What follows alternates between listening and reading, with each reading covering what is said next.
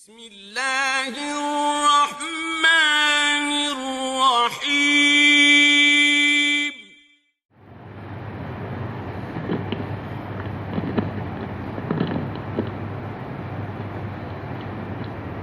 السلام علیکم ورحمۃ اللہ وبرکاتہ۔ بسم اللہ الرحمن الرحیم۔ عن عبد اللہ بن عمر رضی اللہ تعالی عنہما قال كان من دعاء رسول اللہ صلی اللہ علیہ وسلم اللهم انی اعوذ بک من زوال نعمتک وتحول عافیتک وفجاءت نقمتک وجمیع سخطک، رواہ مسلم۔ کل کے درس میں آپ کے سامنے اللہ رب العالمین کی دی ہوئی نعمتوں کو اگر ہم اللہ کے بندوں پر خرچ کریں گے، ان نعمتوں سے اللہ کے بندوں کو فائدہ پہنچائیں گے،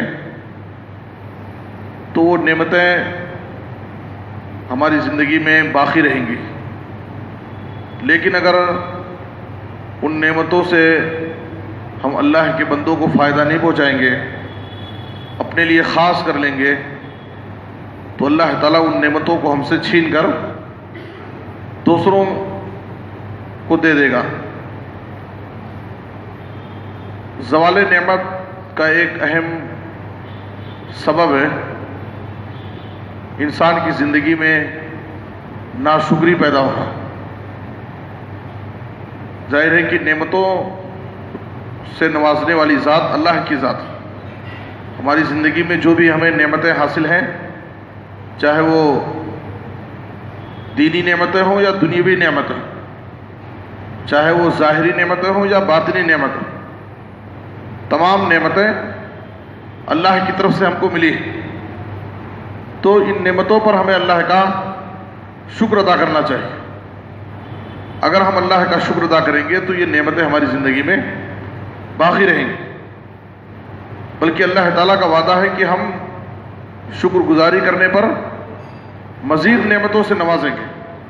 سورہ ابراہیم کی آیت نمبر 7 میں اللہ نے کہا لَإِن شَكَرْتُمْ لَأَزِيدَنَّكُمْ وَلَإِن كَفَرْتُمْ إِنَّ عَذَابِي لَشَدِيدٌ۔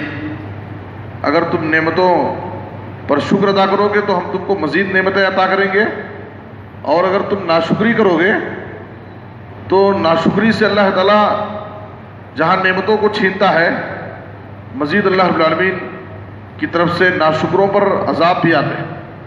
ناشکروں کے لیے اللہ رب العالمین کا عذاب بہت سخت ہے۔ قرآن مجید میں بعض قوموں کی ناشکری کی وجہ سے اللہ تعالیٰ نے ان کو دی ہوئی نعمتوں کو اللہ نے چھین لیا، اور ان قوموں کو اللہ نے کا تذکرہ قرآن میں اللہ نے کیا ہے تاکہ ہم ان سے عبرت اور نصیحت حاصل کریں اور اپنی زندگی میں ناشکری سے بچیں۔ سورہ نحل کی آیت نمبر 112 میں اللہ تعالیٰ نے ایک بستی کی مثال بیان کی ہے، جس بستی کو اللہ رب العالمین نے دو بڑی نعمتوں سے نوازا تھا۔ ایک تو امن اور سکون کی نعمت، اور دوسرے خوشحالی اور فارغ البالی کی نعمت۔ اللہ نے ان کو امن اور سکون سے رکھا تھا، اور ہر طرح سے اللہ نے ان کو خوشحالی عطا کی تھی۔ ہر چہار جانب سے ان کو روزی حاصل ہو رہی تھی، لیکن ان کی زندگی میں ناشکری آ گئی، جس کی وجہ سے اللہ تعالیٰ نے دونوں نعمتوں کو ان سے چھین لیا۔ امن و سکون چھین کر کے ان کی زندگی میں اللہ نے خوف و دہشت پیدا کر دی، اور وہ ڈر ڈر کے زندگی گزارنے لگے۔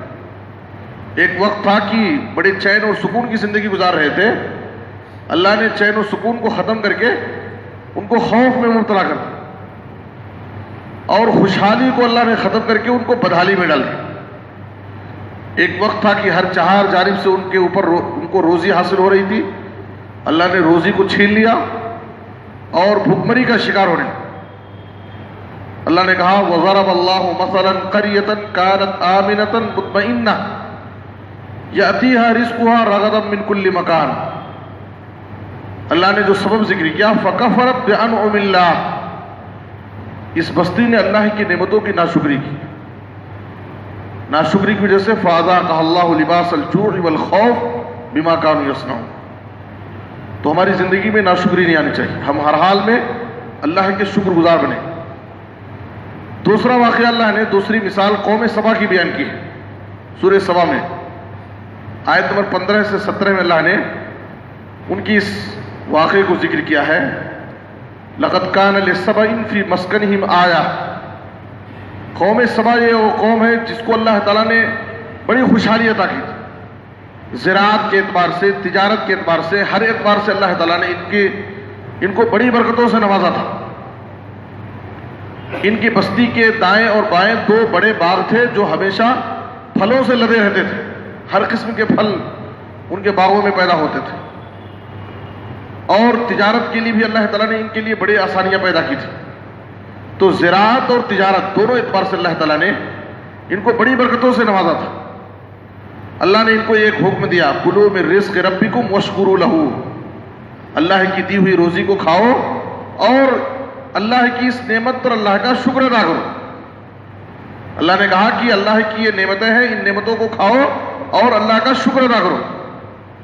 لیکن یہ قوم ناشکری بن گئی. شکر ادا کرنے کی بجائے اس قوم میں ناشکری آ گئی، جس کی وجہ سے اللہ تعالیٰ نے عذاب بھیجا، طوفان آیا اور ان کے سارے باغات سب اکھڑ گئے، ہلاک ہو گئے. اور ان پھلدار باغوں کی جگہ اللہ تعالیٰ نے دوبارہ جب باغ پیدا کیا تو کانٹے دار جھاڑ اور درخت لگا دی اور وہ سب پھلدار درخت ختم ہو گئے. اللہ رب العالمین نے اس قوم کی تباہی کا سبب ذکر کرتے ہوئے کہا، ذَلِكَ جَزَيْنَاهُمْ بِمَا كَفَرُوا ذَلِكَ جَزَيْنَاهُمْ بِمَا كَفَرُوا وَهَلْ نُجَازِي إِلَّا الْكَفُورَ.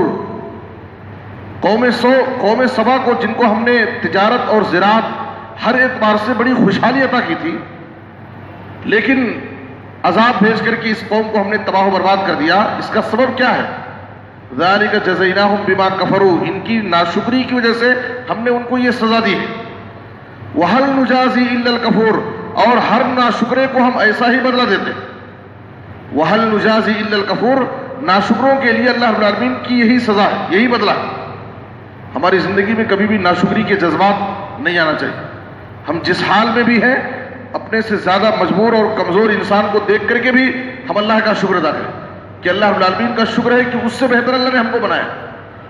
تو نعمتوں کے زوال کا ایک بڑا اہم سبب ناشکری ہے، اور شکر گزاری ہر اعتبار سے ہونی چاہیے. زبان سے اللہ کی حمد بیان کر کے، اس کا ذکر کر کے، اور عمل سے اللہ کی عبادت کر کے، اس کی اطاعت کر کے، اس کے حکموں پر عمل کر کے، اور دلوں میں اللہ رب العالمین کی عظمت، اس کی محبت، اس کی خشیت پیدا کر کے، اور نعمت کی نسبت منعم حقیقی کی طرف کر کے. جو بھی نعمتیں ہم کو حاصل ہے اس کو ہم اپنے کمال اور اپنے علم و فن کی طرف منسوب نہ کریں کہ یہ میں نے اپنے علم سے حاصل کیا ہے، یہ میں نے اپنی محنت سے حاصل کی ہے، میں جیسے چاہوں میں کما سکتا ہوں. بلکہ یقیناً ہماری محنت ہوتی ہے، ہم ایک ذریعہ اور سبب بنتے ہیں، لیکن نعمتوں کو نوازنے والی ذات اللہ کی ذات ہے، اس لیے اس کی نسبت اللہ کی طرف ہونی چاہیے. ہمارے پاس جو کچھ ہے وہ اللہ رب العالمین کے فضل سے، یہ اس کی مہربانی.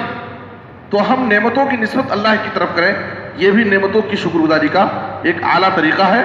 تو زبان سے، عمل سے اور دل سے ہر اعتبار سے اللہ رب العالمین کا شکر ادا کریں.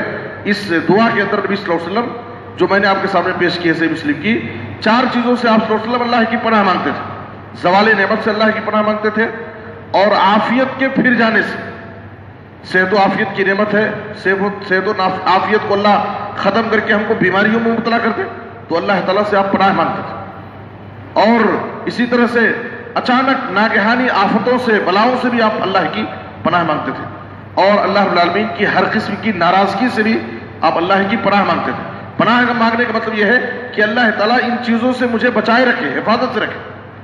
ظاہر ہے کہ پناہ دینے والی ذات اللہ کی ذات، اور پناہ مانگنے کا حکم صرف اللہ ہی سے، اس لیے کہ اللہ تعالیٰ ہی پناہ دے سکتا ہے، اللہ تعالیٰ ہی حفاظت کر سکتا ہے، اللہ تعالیٰ ہی ہر قسم کی بیماریوں سے، بلاؤں سے، آفتوں سے حفاظت کرنے والا ہے، بچانے والا ہے. اس لیے نبی صلی اللہ علیہ وسلم اللہ رب العالمین سے ہر قسم کی برائی سے، بیماری سے، آفتوں سے، بلاؤں سے اللہ کی پناہ مانگتے تھے. تو اس لیے ہمیں چاہیے کہ ہم اپنی دعاؤں میں اس دعا کا اہتمام کریں جس میں نبی صلی اللہ علیہ وسلم 4 چیزوں سے اللہ کی پناہ مانگتے تھے, اور ناشکری سے اپنی زندگی میں اپنے آپ کو دور رکھیں, ہر حال میں اللہ کے شکر گزار بندے بننے کی کوشش کریں.